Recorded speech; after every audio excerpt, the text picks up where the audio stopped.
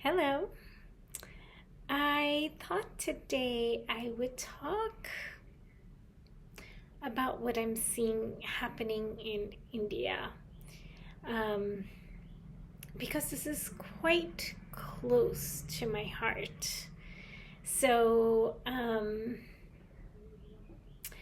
one of the things that I have been talking to a lot of people about is how in India there are nectars in the air.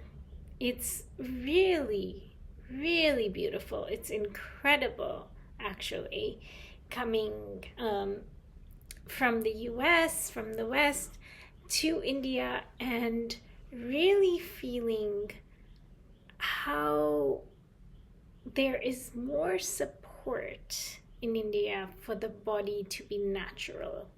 It's um, it's incredible to experience that. It's not, I call it nectars in the air, but really it's incredible to experience this naturalness, this heartfulness, this warmth, this connectivity that is present, and the richness. Actually, it's really an experience in the body.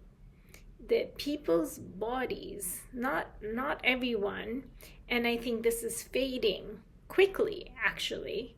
But especially when I have interactions with people of a generation before me, their bodies embody the richness. Their bodies have it. They have substances like heat and warmth, and um, it's like the nectars that nourish us on all levels.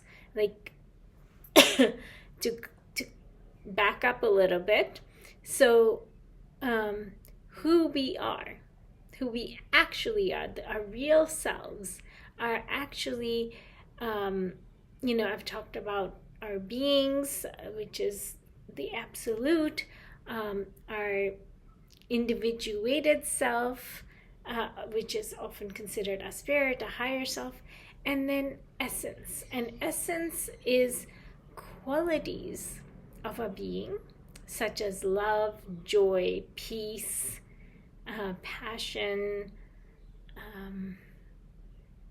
It's a number of them, that we act. Sweetness is one of them. So we is the qualities of our being. And so one of the things that is very present, these qualities of a being are actually substances in our body. They are essential substances that we can, if we're conscious, experience it. And so these essential substances then, when we have them in our bodies, it's an integral part, really, of being human. It's human. And without them, our ego tries to mimic all of those qualities, but it doesn't have the capacity to actually live them.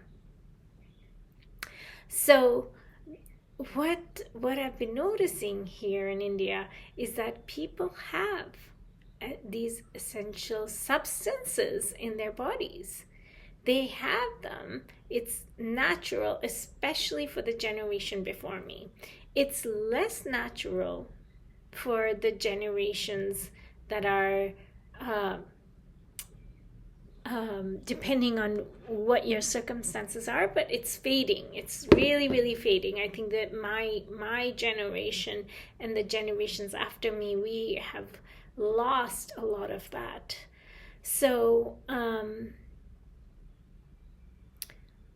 this is my reality. As I come to India, I feel like my body feels more natural.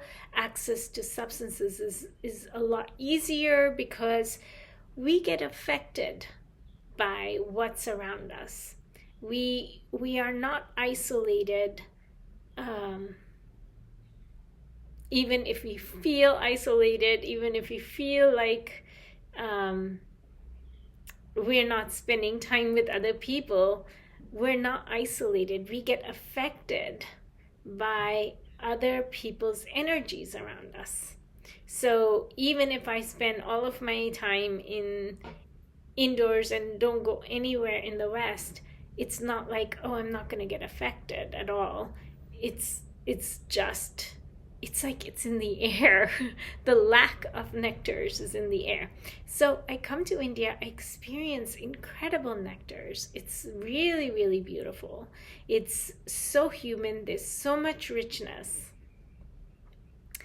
At the same time, it is really difficult to see that actually people have embodied it, but that embodiment hasn't come to their consciousness.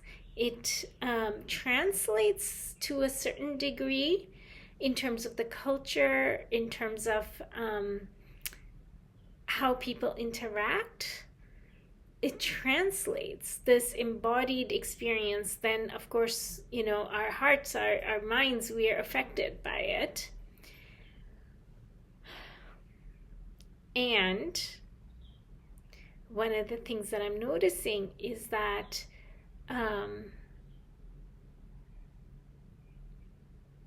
people's egos are in a different place. There isn't the consciousness of what's in their body. It's like you have the gift, you're accessing some of it, but nobody is really home to really enjoy it, to really live from it, to really kind of let go of ego identification. People don't know who they really are. It's difficult to see how much people identify with the egos, even though they have incredible substances flowing through their bodies.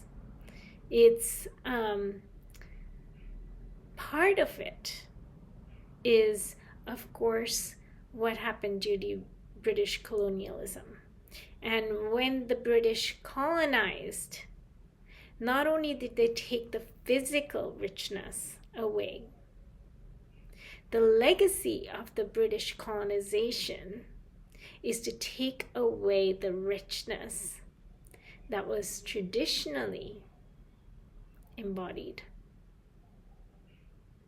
And they left instead ego, like feeling inferiority complex. There's like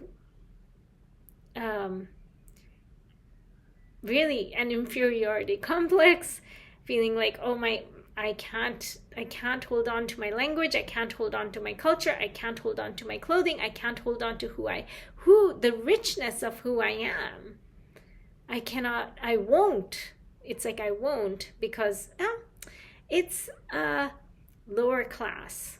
So I really want to highlight this, that this is what the British did. And this is being perpetuated unconsciously in the country. The other thing is, of course, westernization, and which is happening throughout the world and has been happening for a long time. And so that is also catching up to the drying away of the bodies and to the letting go of the richness, to the loss of something that has been a gift that needs to be retrieved consciously. It really needs to be retrieved consciously. Otherwise, it is off. One of the other things that I've noticed is that one of the reasons why people are turning away from this is because of wounds and hurts. So I've been talking about this a lot, and I think I've talked about it with other people and on podcasts, etc., which is that when we have wounds, instead of being able to put the wound where it belongs, we start to attack our richness. We start to attack who we really are, our humanness, our spirituality, we start to attack that. Again, I just want to name, this is happening unconsciously, and it is creating a lot of damage. Because what happened, I would say, in the generations before, and really this video, I'm really making this video out of a warning, because I have been talking on podcasts, I have been talking with people about the richness, and I get so much resistance to this that I feel like, it's time for a warning here. So what happens? I want to explain that what happens when we have our wounds, and this is universal, this is really universal, this is human nature, sadly, is that when we have wounds, when we have suffered, which we all have in our lives, we turn away from our real selves, we turn away from our richness, we turn away from really what sustains us, what makes us resilient. We start to fight it.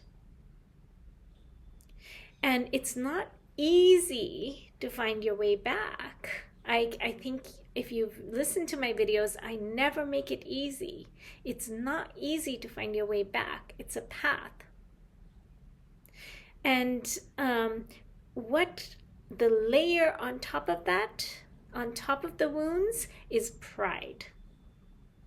Pride, because we are now in a battle. We are in a battle with God or higher being or universe for the hurts that we have. And that pride can be like, oh, I've turned away. I don't believe in these things. Oh, I don't need this. Oh, I've done the best that I can. I really work on being a good human being. I'm there. It's a layer of pride that is covering deep woundedness, which is covering our richness. So if you think of it as a well, you're not going to find the water overflowing on top. You have to dig, you have to find the water. You have to do that work to find your richness, to live it. And sometimes people, the ego will say, I can't do it. To hell with the ego. I'm going to give a little story here. This is, I don't recall this story exactly, but I'm going to give it because I think people really can get something from the stories. So once there was a master walking with a disciple, and they were walking along and they were just talking and, connecting. They were walking, doing their thing. And then out of nowhere, they see this man who is sleeping there.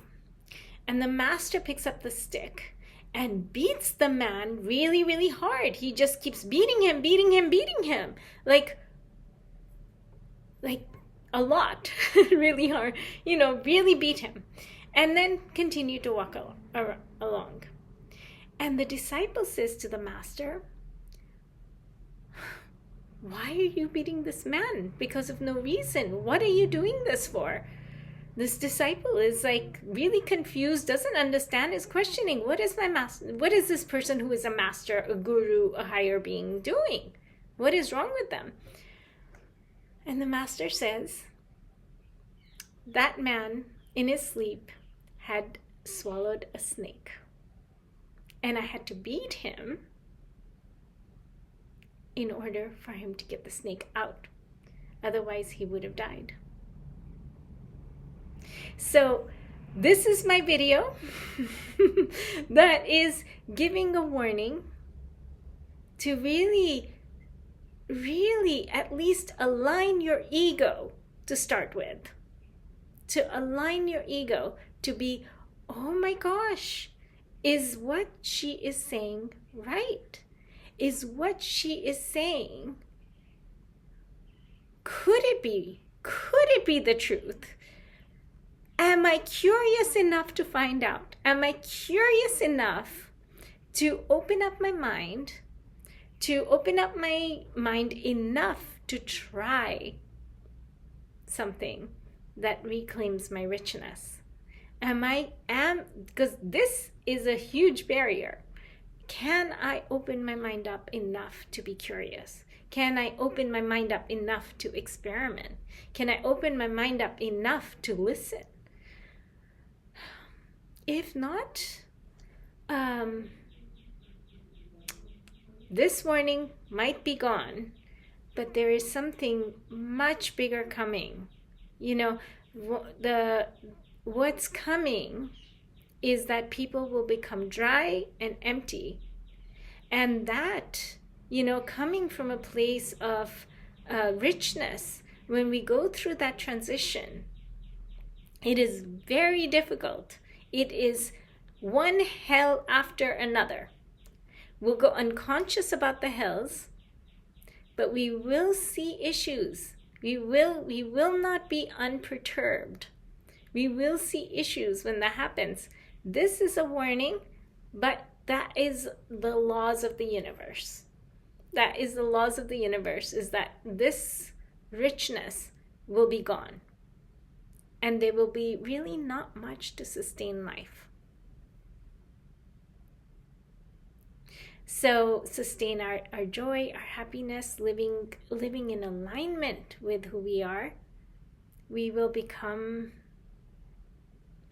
have a, you know, there's going to be a lot of issues as a result of this. Physical health issues, mental health issues.